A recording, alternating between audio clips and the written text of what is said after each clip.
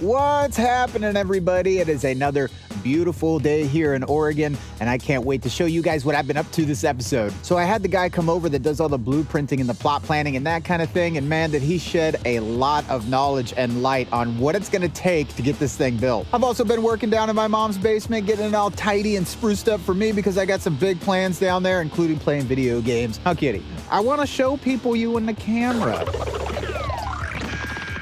So I'm trying to coolify my mom's basement, and I got these bulbs that are super cool. They change color and all that jazz, but they require a Wi-Fi signal. Man, they're so cool. So if you're planning on building a house because the housing market is way too insane right now to be able to afford anything, make sure to stick around and check out this episode because I got a lot of important information on what it takes to get that house built. You don't want to waste your time. You don't want the government coming and taking more of your money, right? I know as sure as fuck I don't. This is DIY. Try to do it all yourself. Sometimes it's just easier to just bite the bullet and pay somebody else that knows what they're doing to get it done. I highly suggest you get a guy like that to come out and do your blueprints, your plot plans, and deal with the city for you so you can get on to the fun stuff and pick up your fixtures and stuff, because right now in this market, you got to get all that stuff way ahead of time. Materials are hard to get.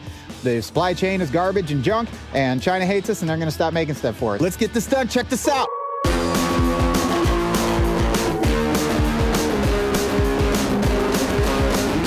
My contractor friend Danny and the blueprint guys stopped by, and we took some measurements all around the property, checking back sets and that sort of thing.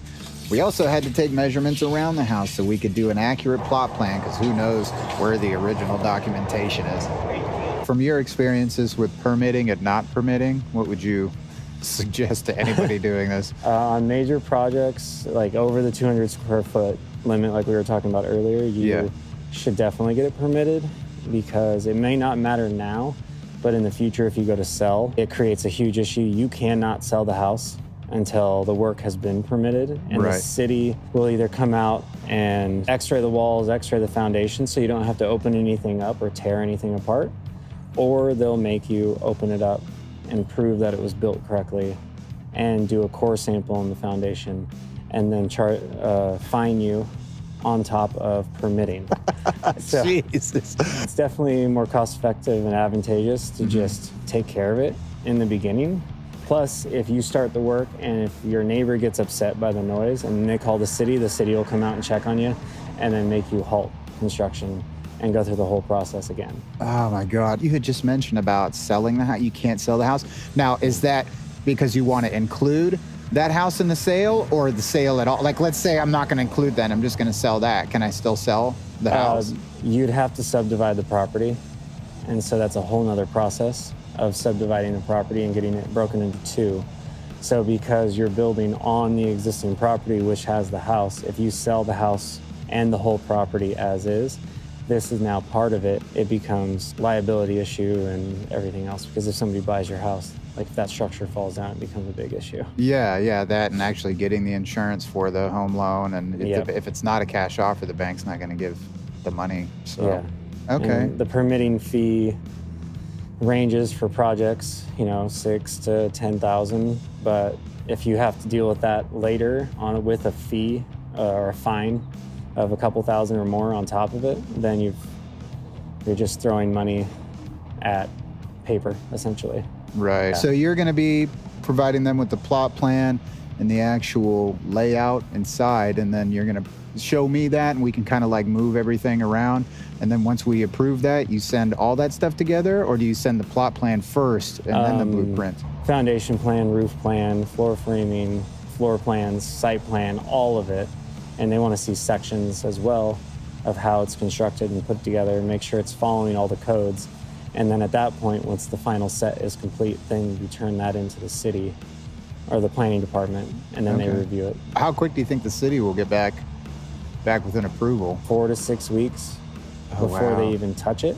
Once they have the project, it typically takes about a week or two. Let's say everything goes fairly smoothly. How long would a build like this take? It's hard to say now, just because of supply and demand. Supply's been, I know of projects that have been waiting 1.5 to 2 years to get finished. And so we'll lay out the space, like we're talking about doing studio style with the bedroom, closed off bedroom, so we can lay it out. And after we figure out the stairs and everything, you can say, this is great, or actually let's move this room over here, let's reconfigure the kitchen to turn it this way, or let's put the stairs this way.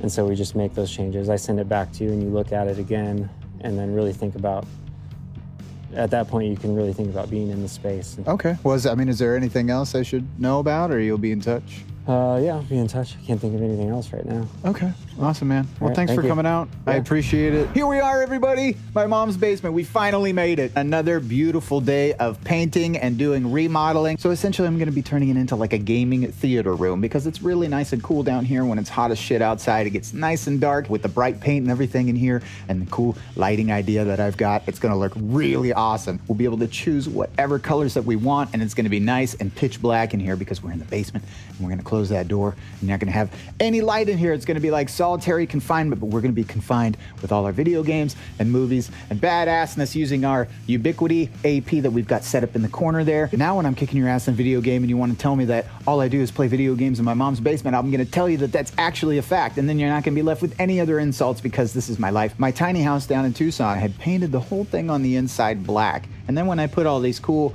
strip LED lighting up, the color would just be absorbed in the black paint, and it wasn't fun at all. A huge waste of fucking time. So make sure that if you're going to do something like that, go ahead and brighten it up with a nice bright white color. Try to do a satin, maybe a semi-gloss, something like that that's going to reflect those colors, but your LEDs are what's going to be providing the color inside the room, and you got to have something, nice blank canvas. Think of it as like a movie screen or something like that. It's going to be nice and vacant, like my passion for anything anymore. I've had no Wi-Fi down here at all. I'm back in my dial-up days, and if you wanted to get on the internet and you wanted to be able to take a phone call or receive phone calls, you had to buy a separate line. They had to come out here and do separate jacks. And when I wasn't supposed to be playing video games, I always knew that my parents were going to be calling and checking up on me because it would make my game freeze, and I would have to quickly disconnect from dial-up and pick up the phone and make sure I didn't get in any trouble. It was really crappy. It was a big bummer, so we don't have to do that now. We were able to run our Wi-Fi signal down here, and now we can connect up to 50 clients on that one. And if we want to hook up a camera to make sure that nobody's coming down here to steal our cool movie theater stuff, I've got some really great interior cameras, both PoE powered and Wi-Fi powered, that I can just set up there on the shelf and be able to keep some eyes down here. Okay, let's get to painting.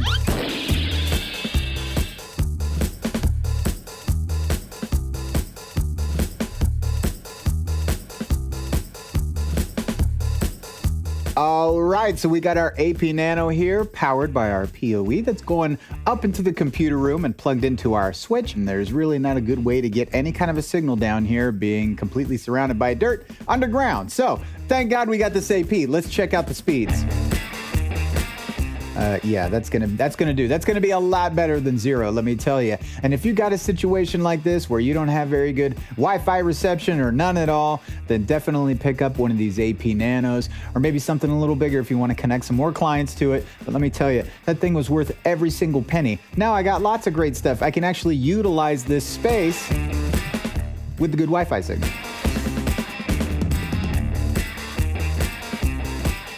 And here it is, everybody, the theater room. I think it turned out pretty sweet, pretty basic, pretty minimal. Just nice, clean, new paint job, satin. That way the light reflects off here really good because we're in the basement and it's really dark and sad in here. Wow, what do you think of that TV? That's a pretty cool logo. Do like a double dragon thing, So just getting started down here. It's gonna be really cool. I can't wait to just jazz it up and put some sweet ass furniture in here, but I like the way it is already. I can come down here and do like jumping jacks. Well, the roof is kind of short. Okay, now for the poop de gras. Check this out. How cool is that? I think it's very cool. And you can change all the light settings. You can have different colored lights like that to give it a different mood in here. Let's check out Lone Wolf Red, also known as Angry. Dude, that is so awesome. That is so cool. When it was all yellow in here, you couldn't really tell the color differences. I like this one. This one's pretty chill. So here's what it looked like before. Here's the yellow, and then I painted it this white because I wanted to make sure to bounce that LED color off of there. Let's go ahead and do that Lone Wolf Angry. That is so neato, man. I can't get over how cool that is. But you can see the differences in what the lighting does. So if you've got yellow right here, it kind of soaks up the LED. You can't really see it as vibrantly, but this is actually displaying the true color of the bulbs. Man, this color looks good with the logo. check that out. Look at this. Let's try this out. Ooh, look at that. You feeling lucky? I'm feeling pukey, to be honest with you. Let's try this blue out. Whoa. I also noticed there's a brightness setting. So I'm going to go back to the Lone Wolf Angry color, and then we're going to turn that brightness way up. Kind of hurts my eyes. It's like looking at that Easter egg die. Now I'm going to set it to the darkest. Oh, I like that. I like that. That's like really subtle theater lighting in case you just need to see where you're going. I'm going to turn the TV off and see what it looks like. Oh, hell yeah, dude. Wouldn't it be fun to have like a pillow fight or something down here and like throw shit at each other? When I was a kid, we used to roll up our socks and throw them at each other from across the fucking room. I feel like with this lighting and stuff, I'm like in an Oliver Stone flick. Like I'm like in the woods and I'm looking for Charlie or something. Wait, which one used red colors? It was M. Night Shyamalama Ding Dong in The Sixth Sense. He used red to display emotion or some shit like that. He was using red on different things to show key parts in the movie that you should pay attention to, I guess. Sounds pretty artsy-fartsy. I can't get over how cool that is, man. They've got this recommended plans on here, and what that does is it gives you different color schemes. So we've got natural, life, festival, and emotion. So how's our emotions feeling? How about mysterious? Okay, kind of like that. That's all right.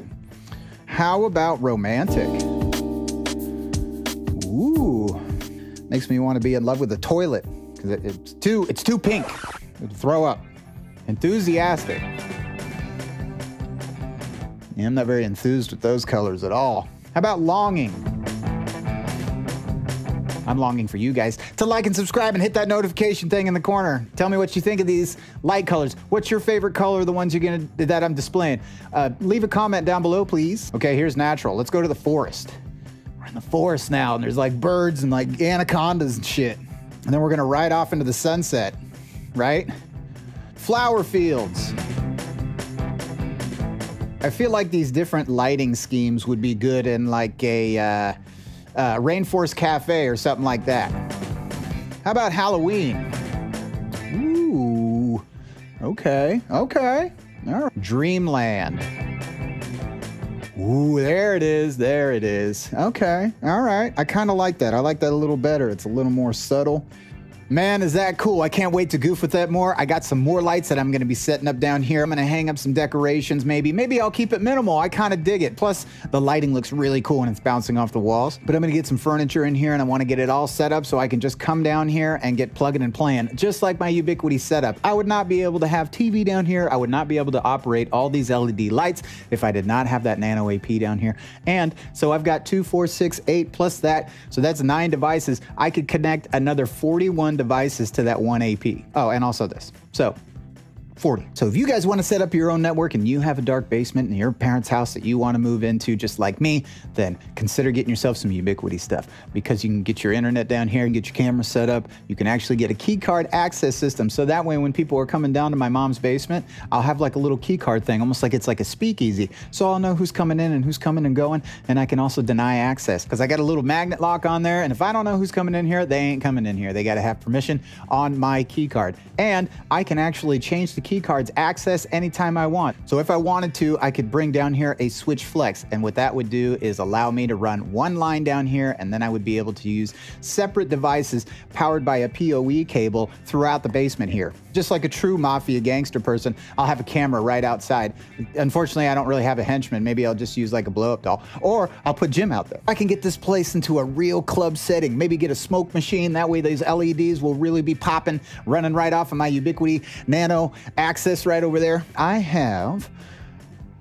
don't know, I think we're done here. So thanks for stopping by, everybody. I really appreciate it. It really helps me out, and I hope I'm helping you guys out too with some interesting information. You don't have to buy anything from me. I just like when you stop by and see what I got going on, and hopefully I was a little informative, entertaining, made y'all laugh maybe. But on my next episode, it's going to be a little bit delayed. You know why? Because I have 48 boring-ass hours of driving ahead of me, because I got to go all the way back to Arizona and back and bring all that stuff with me that I left behind. I got to tell you, it's really a toss-up between just abandoning everything down there and and driving all that way again. But it's going to be worth it. It's going to be fun. No, it's not. How many hours of a podcast can you listen to before you just go absolutely nuts? On my next episode, I'm going to continue working on that lighting down in the theater room. I just love how minimal and how awesome that turned out. And because it's so dark and pitch black in there, every lighting setting that I put on there just really shines. No pun intended.